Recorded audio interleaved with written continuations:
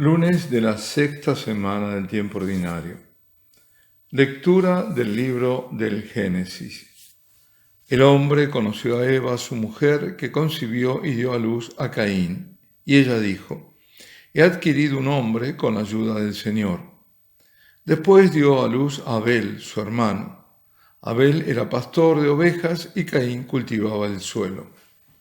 Pasado un tiempo, Caín ofreció al Señor dones de los frutos del suelo. También Abel ofreció las primicias y la grasa de sus ovejas.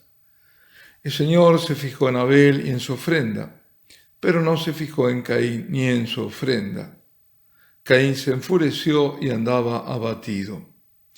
El Señor dijo a Caín: ¿por qué te enfureces y andas abatido? ¿No estarías animado si obraras bien?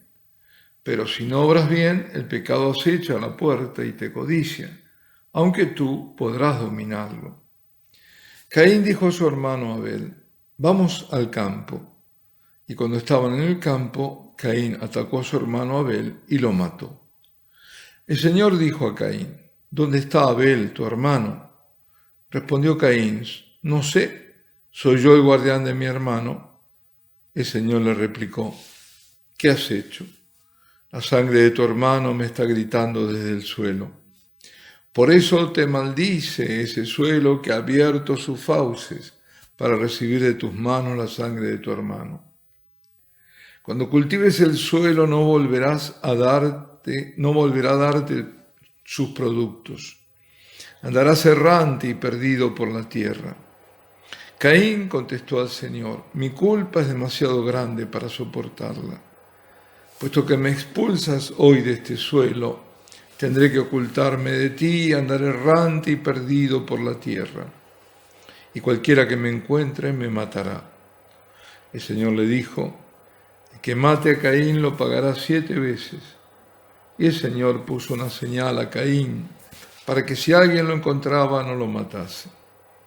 Adán conoció otra vez a su mujer, que dio a luz un hijo, y lo llamó Set, pues dijo: Dios me ha dado otro descendiente en lugar de Abel, asesinado por Caín.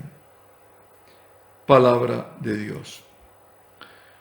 Lectura del Santo Evangelio según San Marcos.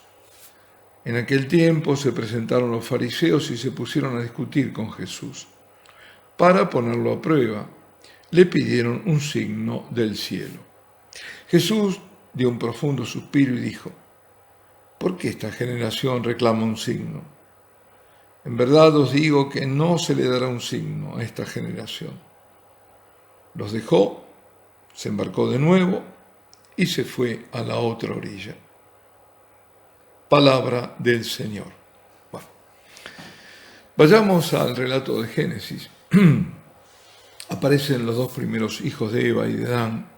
Caín, el primogénito. Al nacer, dice la madre, he adquirido un varón. Según parece, Caín significa precisamente adquirido. De pronto alguien más ingresa a la humanidad, alguien que no es fruto de la naturaleza ajena al hombre, sino que viene del mismo hombre. Por eso también es adquirido. ¿Qué es adquirir? Sino ganar algo con el propio esfuerzo. Caín es el varón que consigue Eva a través de los dolores del parto. Y nace luego Abel. En estos 2 hijos está representada la humanidad, la que busca agradar a Dios y la que le es hostil. Caín, el primogénito, es el que representa el espíritu de este mundo, mientras que Abel es el hombre justo cuyo sacrificio es agradable a Dios.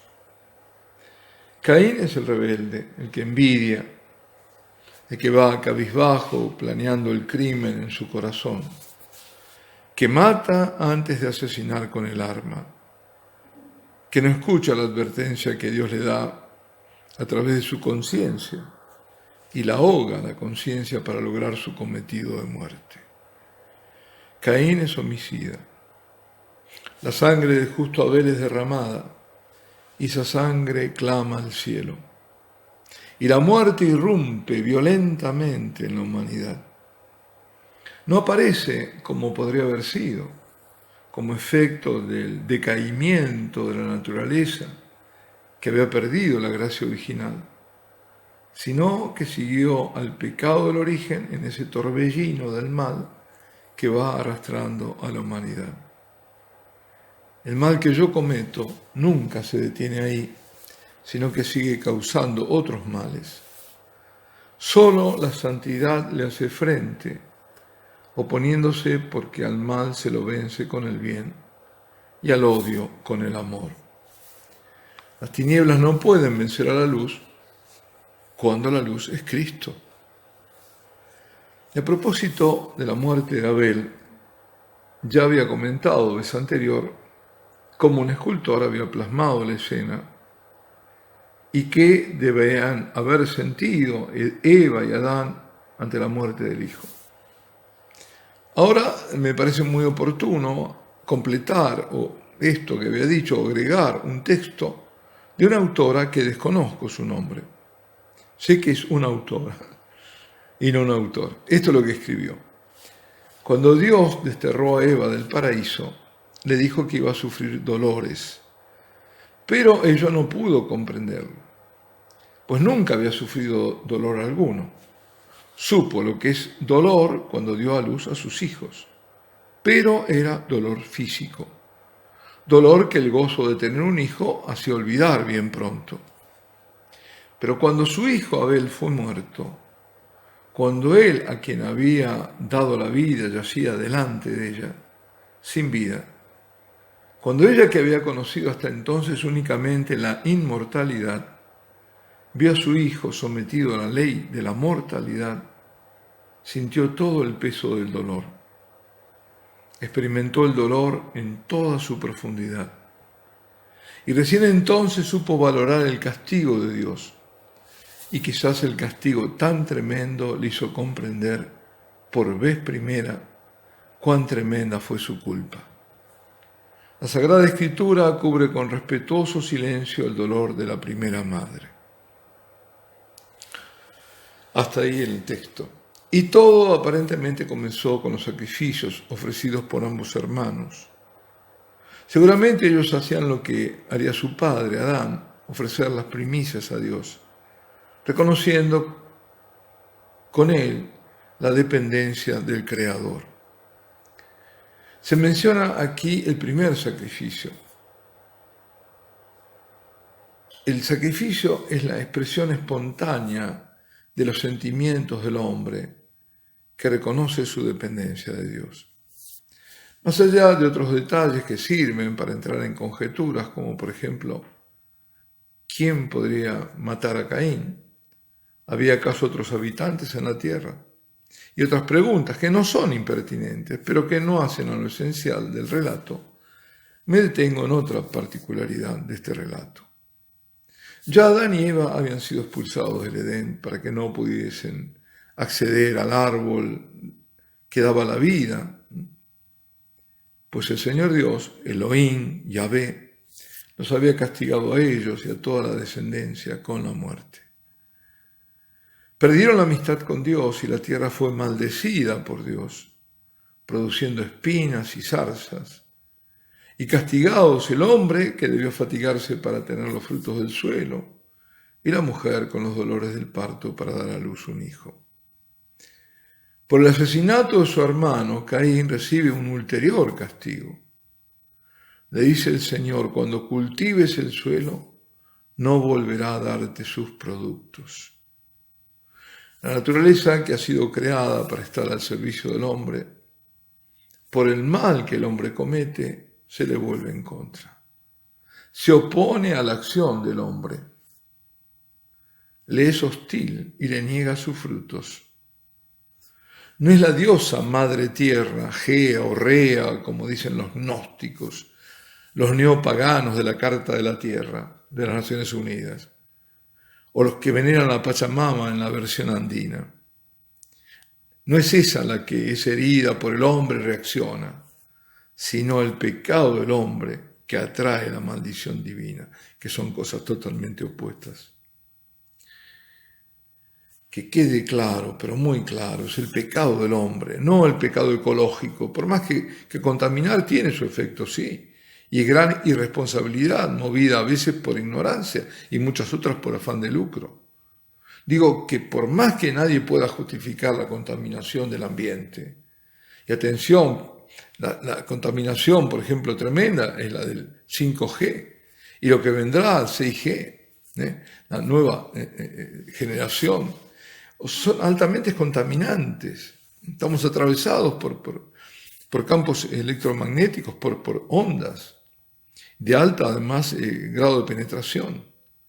Y también contaminan los residuos nocivos, material radiactivo, metales pesados. Pero no contamina al hombre, por ejemplo, por respirar. El hombre no contamina, ni las vacas por emitir anhídrido carbónico. No, esos son pamplinas. Cuidado con toda la ideología que hay detrás y cómo se mezcla la verdad con el engaño. Cuidado. Pero vuelvo al tema, que quede claro, decía que es el mal que comete el hombre, y en ese orden los asesinatos de los inocentes, como la sangre del justo Abel, que claman al cielo. Todos los niños abortados, todos los niños explotados, todos los niños violentados y violados, todos los que viven en la miseria y son explotados y mueren jóvenes o quedan inutilizados para toda la vida. Cuando la humanidad niega a Dios, es rebelde y viola la ley de Dios, cuando no reconoce la sacralidad de la vida, entonces anda errada, perdida. Y Dios pregunta, ¿dónde está tu hermano? ¿Qué has hecho de tu hermano? ¿Soy yo acaso el guarda de mi hermano? Así responde ese liberalismo a ultranza. Así el individualismo en el que se ha encerrado la humanidad, sierva de las nuevas tecnologías. Sí que lo eres, sí, que eres el guardián de tu hermano. Sí que somos responsables de la vida de otros y que no podemos ser indiferentes a los crímenes que se cometen contra seres indefensos. La vida humana es sagrada porque desde su inicio es fruto de la acción creadora de Dios. Solo Dios es Señor de la vida, desde su comienzo hasta su término. Nadie, en ninguna circunstancia, puede atribuirse el derecho de matar a un ser humano inocente. Y esto es magisterio de la Iglesia. Mi culpa es demasiado grande para soportarla. Caín desespera. No conoce la misericordia de Dios. Y en esto hay una suerte de anticipo de lo que fue el pecado de Judas. Una vez que fue consciente de la atrocidad cometida, desesperó. Dijo San Agustín, el pecado seguido de la desesperación no tiene ya remedio. Por grande que haya sido el pecado, siempre, absolutamente siempre, será mayor la misericordia de Dios.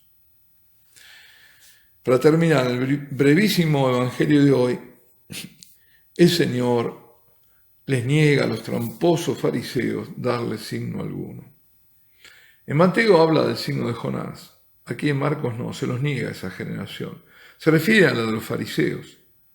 Por aquello de que para el que cree ningún signo es necesario, pero para el que no cree, ninguno es suficiente. Y para estos, ninguno era suficiente. Son como los ateos empedernidos. No sé si los habrán visto. Y en realidad lo eran, por más que se tuvieran por religiosos, porque no conocer a Dios los convertía en sin Dios. Sin el Dios verdadero, al que le negaban toda evidencia. Signos sobraban y ellos seguían pidiendo signos. Y ciegos de ceguera total estarán ante el signo de la cruz, el mayor de todos los signos, el signo del amor de Dios.